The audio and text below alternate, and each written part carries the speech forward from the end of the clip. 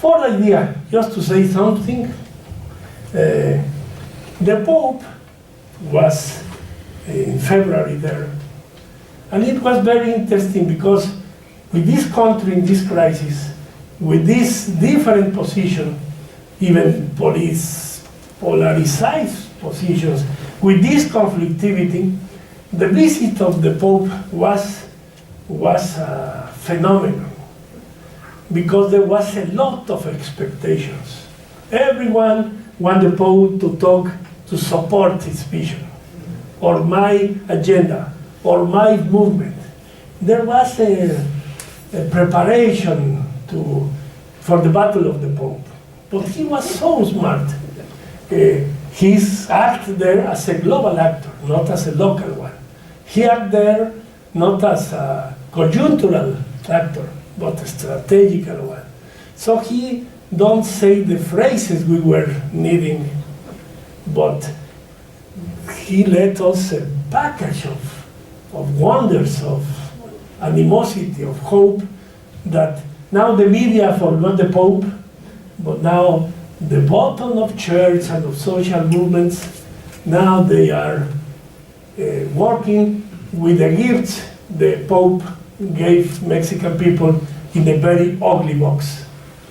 Because there was control, the format was not fine, people were disappointed because he didn't pronounce the word Ayotzinapa, because he didn't talk about many issues. But a process in the bottom is now being fed by this visit of hope. But the phenomenon of media very suddenly forgot it, but not the people.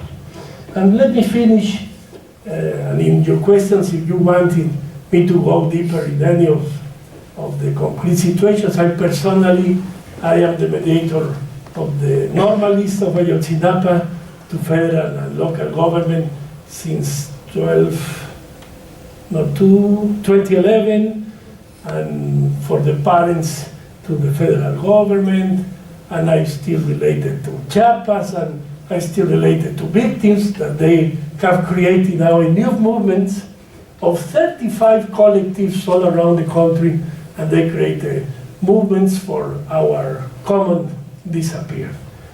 So, leaving that concrete issues to your questions, let me finish with this affirmation that if I be here when the Three Amigos come, then Mexican government is very sensitivity for all explanation, demonstration, phrase of civil society, press, or government that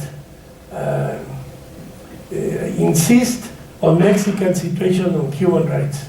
The word generalized violations, that is the key of, and if Canada brings again this need, Mexico, you need to face this situation. This is very important.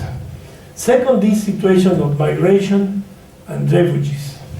Third, the mining challenge, because it's not only the problem of property, of investment.